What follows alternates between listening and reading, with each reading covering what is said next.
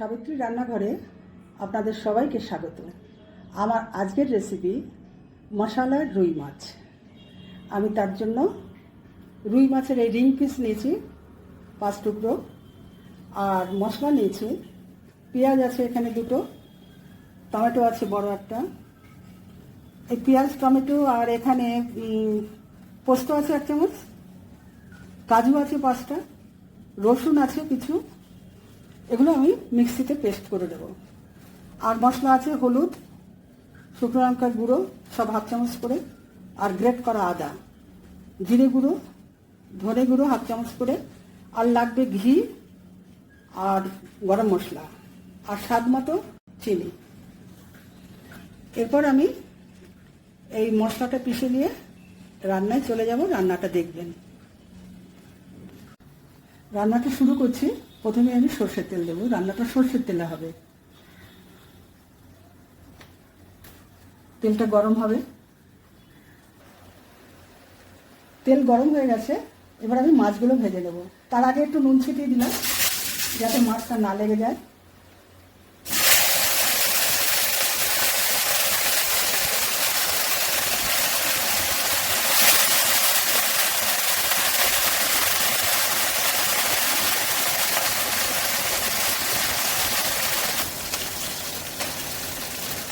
মাছটা ভাজা হয়ে গেছে, এগুলো আমি তুলে দিচ্ছি।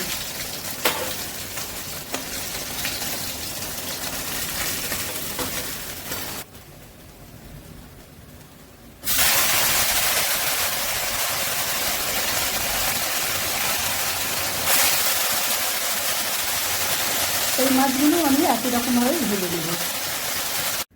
এই তেলে আমি 1 চামচ ঘি দেবো।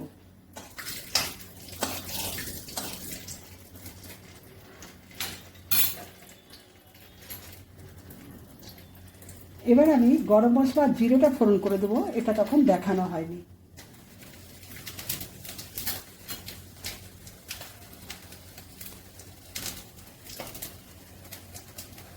ফোড়নটা হয়ে গেছে, এবার আমি গ্রেট করা আদাটা একটু ভেজে নেব।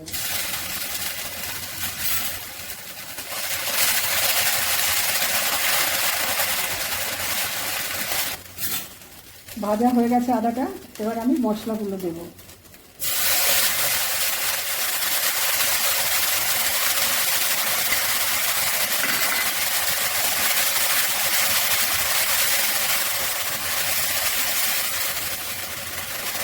সব মশলাগুলো আমি একসাথে বেটে নিয়েছি।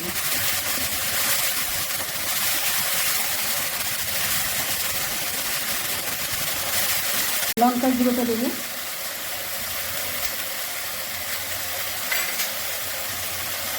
হলুদ দেবো,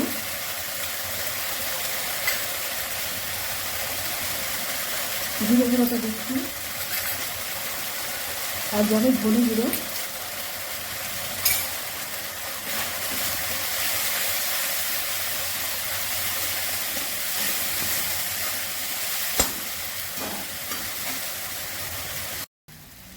এবার পরিমাণ মতো নুন দিলাম।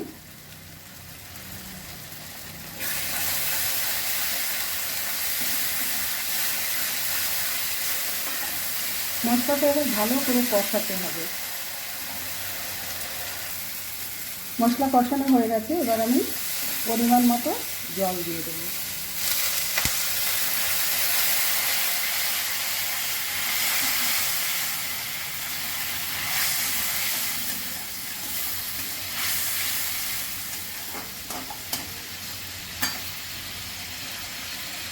টেস্টের জন্য এখনই একটু চিনি দিয়ে দিচ্ছি।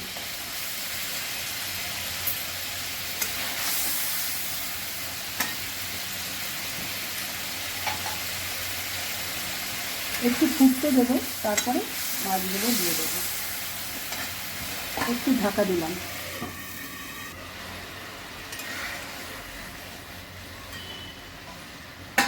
ঝোল ফুটছে, এবার আমি মাছগুলো দিয়ে দেবো।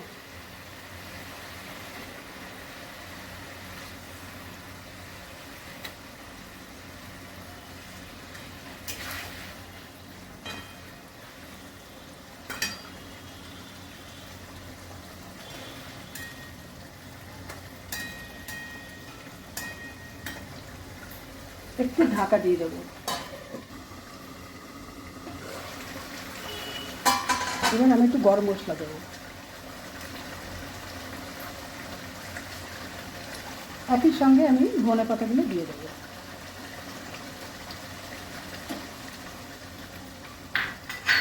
রান্নাটা যদি ভালো লেগে থাকে অবশ্যই সাবস্ক্রাইব করে আমার পাশে থাকবেন, লাইক শেয়ার কমেন্ট তো করবেনই, আর আমার ফেসবুক পেজটাকে ফলো করবেন। আপনারা সুস্থ থাকবেন, ভালো থাকবেন, এই বলেই আজকের রান্নাটা আমি এখানেই শেষ করছি।